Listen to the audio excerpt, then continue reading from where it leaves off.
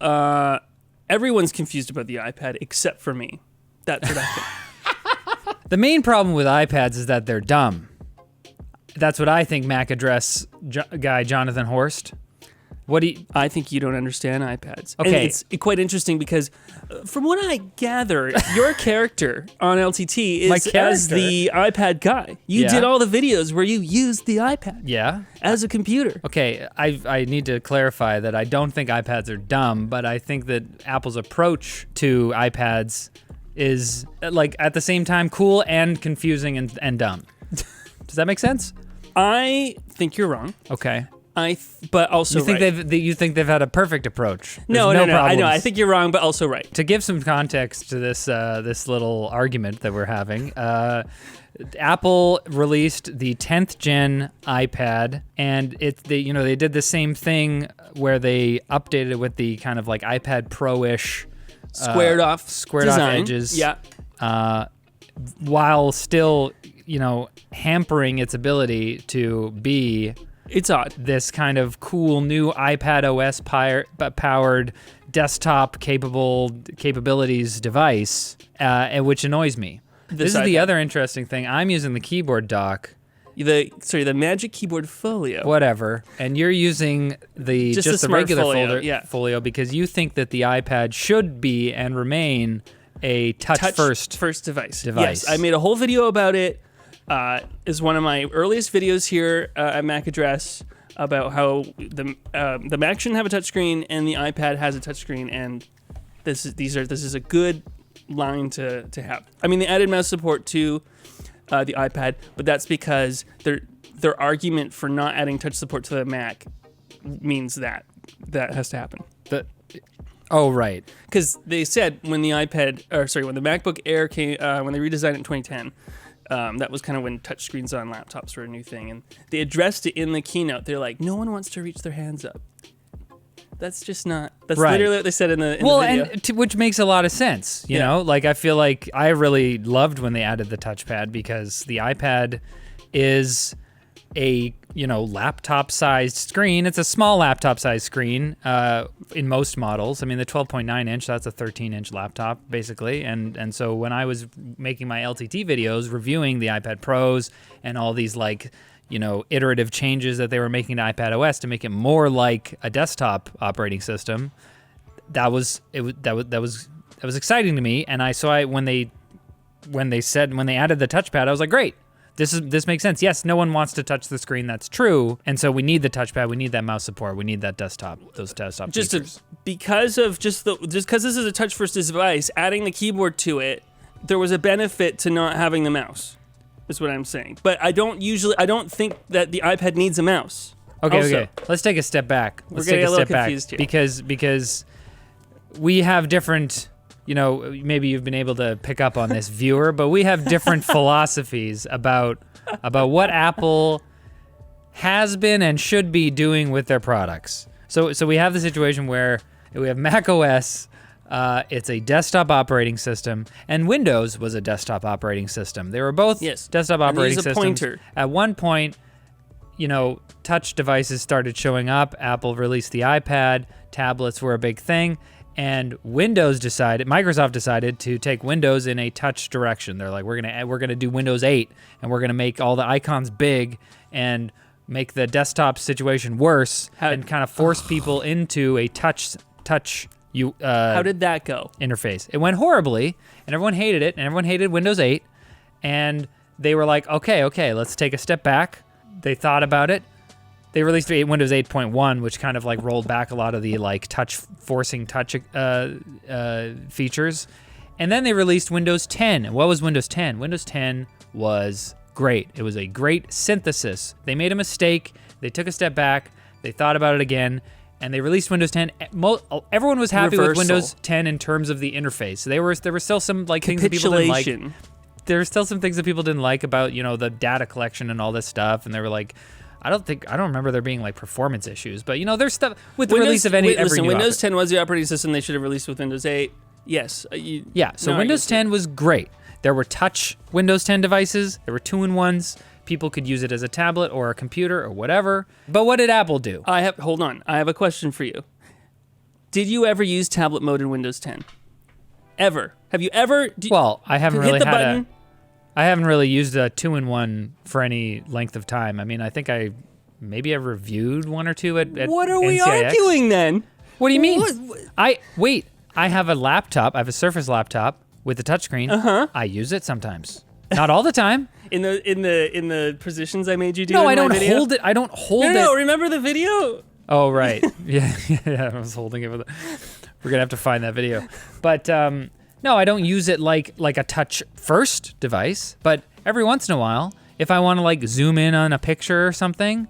So I actually somehow caught the first little bit of the original iPad introduction when Steve Jobs was saying, like, what is the iPad for? And it was like, it needs to be better at these specific things. And it was internet browsing, email, video watching, photo viewing, ebooks, and music.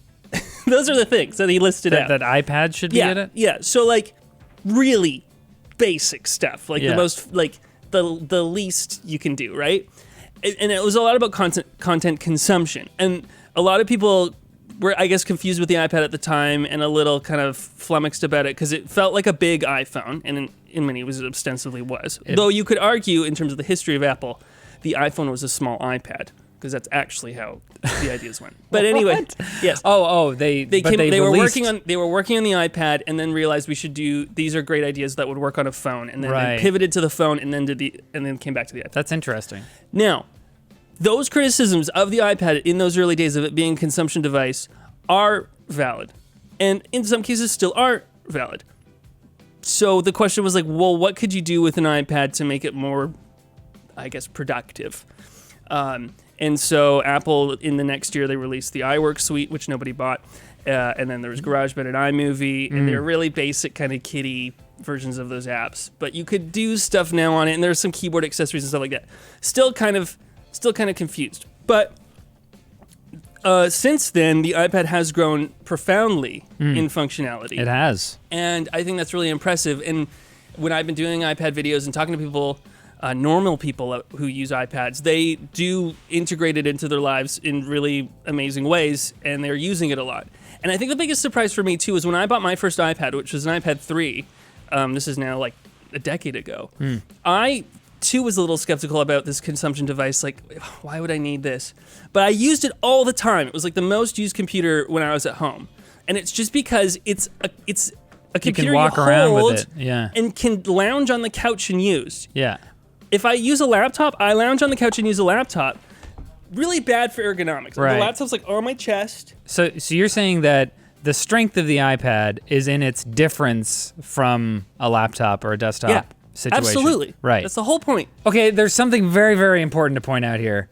After this message from our sponsor. That's right, we got a sponsor, guys. It's Secret Lab. Thanks for sponsoring today's video. Secret Lab. Whether it's business or play, Secret Lab chairs are designed to keep you comfortable for long hours. Like the long hours it takes us to actually get to our points in TalkLink. This is a Secret Lab chair, did you know? Whoa, I had no idea. Bam! The Secret Lab Titan Evo 2022 is shaped to support you while distributing weight evenly and relieving pressure. Whew. For Black Friday, they are currently offering up to $300 off select products. Plus, they offer a 5-year extended warranty and 49-day return policy, so they have your back in more than one way. Head to the link in the video description and check out Secret Lab today. Okay, now. Here's where I'm coming at it from, okay? So Apple has stated, I forget when they stated this, but I think when they launched the original iPad, they said something like, imagine a future where it's just, or maybe it was the iPad Pro. They were like, where there's a single piece of glass, and it's the hub. It's like your computer. It sounds like a Microsoft concept video. Is this not an Apple thing? I thought there was an Apple thing where they said like this, a single piece of glass for your computer or whatever. Maybe I'll Google it, but I'm not going to do that right now. It sounds like a Microsoft concept video from 2003. No way. It's definitely okay. Anyway, go on. Anyways, so if Apple is like, all right, our vision for the future of computing is to have this like touch-friendly glass, like single pane of thing that you can like do anything with. You know, it has advanced capabilities, but you don't need to use that all the time. It can be a simple device as well. If they want to do that, then they need to build out iPad OS into like more of a capable desktop operating system, which they've been doing. And I think that like this is what's so frustrating to me about this 10th gen iPad is because they added all these cool things to the iPad Pros and the iPad Air. They've got now finally support for external monitors that can like fill the whole screen and act as a actual second display instead of just duplicating it. It's there. Because I got to do the short circuit for this 10th gen iPad, but this one doesn't support the new features. Stage Manager is only available to M1 and above powered iPads. Okay. There was a lot of complaining about that, and so they might add Stage Manager to a 14 powered iPads, which would include this and the previous generation Air. However, I think in that case they're still going to limit it only to on the iPad screen as opposed to an external screen. What? And then they're going to do that? Don't worry, because Stage Manager on an external screen, not that great. Really, really not a fun experience. Why? Because in some apps you grab the corner and it resizes. Some other apps it doesn't resize. It's just everything's so inconsistent, particularly when you're using a mouse on the iPad. Even with these accessories, there's such inconsistency with the mouse on an iPad. That it's just really like... Which I remember as being like one of the main things that was annoying when they added these, like when they added mouse support and external monitors and support for external displays, because it's like they put the headline like, oh, you can use a mouse on an iPad now. Oh, you can use external monitors. And then you go to use it and you're like, this is possibly the dumbest way you could implement this. It works until it doesn't. Like, even if you want to use this as like an actual just desktop device, you can't use it. It kind of tricks you for a second because you have the keyboard and you have the trackpad. So this is the second issue with the iPad. Okay, so what I think people fundamentally confuse is they look at the way the Mac works and they think this is a really flexible operating system and it's really, this is the way I want my operating system to be. And then they assume that by putting that interface on an iPad, they're going to get that. But the problem with the iPad is part of a much greater story, which is Apple's kind of the way Apple closed down iOS, both on iPhone and iPad, which is the whole Epic versus Apple trial. All this antitrust scrutiny. The iPad App Store distribution model, I think, is killing the iPad. It's constraining the iPad out of even discovering how to best use this form factor and this touch interface. Exactly. And so, if you're saying you want to put macOS on an iPad because really it's the app distribution model, then we need to deal with the app distribution model, not the interface. Wait. What? I'm just enjoying the framing right now. That's not what I'm saying. I don't want to put macOS on the iPad, and I don't want to put iPadOS on the Mac. I'm just lamenting the fact that Apple felt the need to like develop both platforms and kind of like cross-pollinate some features from one onto the other. Like macOS has gotten some stuff from iOS, and iPadOS has gotten some stuff from. I'm mad about that too. macOS. The settings, but the system settings in Ventura is terrible. Right. Oh, right. Yeah, because the system settings in Ventura now looks like the iPad settings. It's got this sidebar thing going on, right? Which is worse. The stupidest thing. I can't believe that this is how iOS works. It's so crazy to me. The sidebar is not the worst part, but it's not the worst part. But whatever. I just mean, so they've done this thing where they cross-pollinate features onto both platforms, but they have refused to like take those to its natural conclusion. Like, okay, we're adding all these like features from our touch operating system on the Mac OS, but we're not going to add touch, and we're not even going to think about it. No. And we're adding all these desktop features from the desktop onto iOS to make iPadOS. Don't do the cross-pollination. I don't like the cross-pollination at all. At every turn. They shouldn't have done that. They should have those ideas of cross-pollination and seeing that kind of happen a little bit. I don't like. I know you don't. I want them divided. The issue is that the App Store is the only app distribution model on the iPad, and it means developers are just not going to invest their time into making the iPad better. They have no reason to adopt the Stage Manager stuff because most people have one of these iPads. Okay, so you've identified you want to get rid of the App Store. Do you think that if Apple gets rid of the App Store on iPadOS, that they can retain the kind of control of the UI and the form factor and all this stuff that they want to do? Yeah. Or do they go hand in hand? No. They don't go hand in hand. My argument is, if they didn't control the app distribution on the iPad so strenuously. Yeah. The limitations of the iPad I don't think would feel as But why? because developers would be making more money, so Well, they can invest in new app ideas. Because right now, like all the apps I have on my iPad are like free apps that I have to like, they're either free apps that are basically just other windows of websites, or they're apps that are part of an app subscription model, like Microsoft Office or Adobe. So like this software as a service is the result of this difficulty in terms of figuring out how to monetize apps on a device like this, and so that's the problem. See, to me, as soon as you get rid of the App Store and people can like sideload apps and download them from the internet like they do on any other... Sideload. No. Install.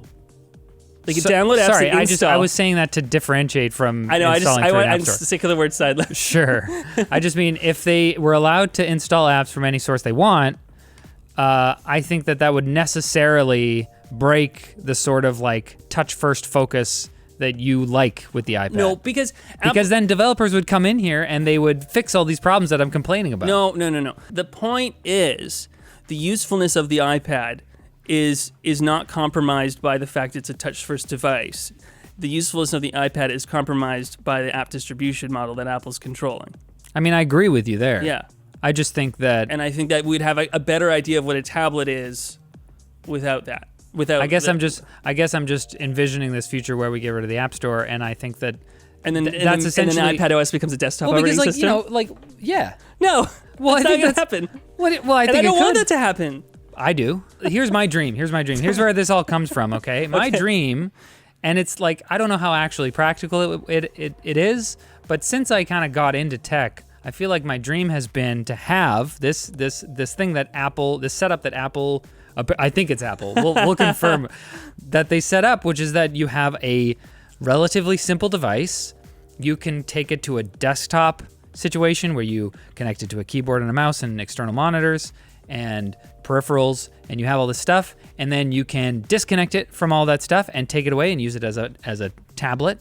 And maybe you even fold it up and use it as a phone. Like I think that obviously all of these like there were all these phone as computers experiments over the years. The Motorola Axon, I think it was Motorola. It might have been a different company, but they made something called the Axon. You could do this. I think there was a Nokia one. Windows tried it. Yeah. Windows had Continuum, which was their whole like Windows feature where you could plug in a Windows phone and use it as a computer. And I was like, this is super, super cool for people who are buying Chromebooks, for people who were buying netbooks back in the day. Like you don't need a ton of power in your system. And phones are super powerful now. They can totally power this stuff, and iPads even more so with like M1 and M2 later. Wait, is there an M2 iPad? There is now. Yeah, it just came, yeah. Yeah. So it's like, that's what I think we should be heading towards. I think that like a situation where you can buy the iPad for relatively cheap. This one is $450. If this one supported Stage Manager and external monitor support, that was actually decent and not like the crap ones that you're saying that it is on the upper tier ones. If you could buy an iPad for $450, and you're like, you know what? There's a lot of power in here, and I want to use it as my computer. You spend the keyboard folio is $250. That's insane. But say you want to use it as a computer, you buy the keyboard folio. Oh, say you want a mouse, you connect your mouse. Say you need a dongle to connect to monitors, and you just like add on things, and it's modular, and then you can build the setup that you want instead of having Apple dictate to you that no, if you buy this iPad, you cannot do these things that you theoretically totally should be able to do, but we're just not letting you do it because you. Whoa, that's talking. Whoa. So, this future that you're thinking of, where you have a single puck. Yeah, that can now change its screen size into many different screens. I think it's really a really neat idea. Thank you. I came up with it all by myself. I don't quite think a phone's powerful enough to really do that. Really? No. To do like just general basic browsing, like you do some. I do it on my phone right now. Not till once you get to desktop level. I don't. Okay. But I think there's gonna be people angrily commenting about I disagree, but you're anyway, entitled. But what I'm trying to say opinion. is like, there's going to be, I guess, compromises within that stack, as we've seen already. When every time somebody's tried to do it. Yeah. And so that is a great feature to strive towards. And I think that within that feature, you can still work out the ideas of what each screen size is going to act like and stay focused within that. And I don't think that saying, well, they need to put a desktop operating system on the iPad is really going to get you there. When really we should be figuring out what is this screen size with a touch screen and this form factor, how does this work when I'm in this form factor, and just refining that. And then if we do get to this one device does all day, which I mean I doubt it's going to happen, but it would be great. I feel like that's just like it has to happen at some point, but maybe if we get there. But I don't think shoehorning desktop stuff on an iPad's going to get us there. But I do think... when you call it shoehorning. Continue, sorry. I do think, like, we have now computers at different screen sizes all the time. And they have just different ways you interact with them because of literally the way you hold them physically. Yeah. And the physicality of it dictates how you use it. And so being focused with that physicality about, like, okay, well, when I'm on my phone, I need to be able to use it one-handed because it's this small. The iPad is best used sitting on a couch. Yeah. A desktop computer is best used sitting at a desk. Well, the way you sit and the way your limbs are positioned dictate then how that computer is going to best serve you. So humans should submit to the limits imposed by our own physiology. Yeah. That's BS. I want bionic arms. Let's go. Let's just get some Deus Ex in here. Just kidding. We are out of time, and I really, really appreciate your perspective.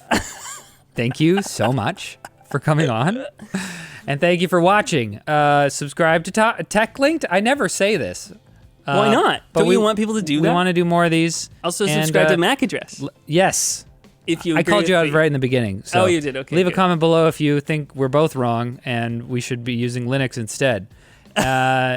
See you later.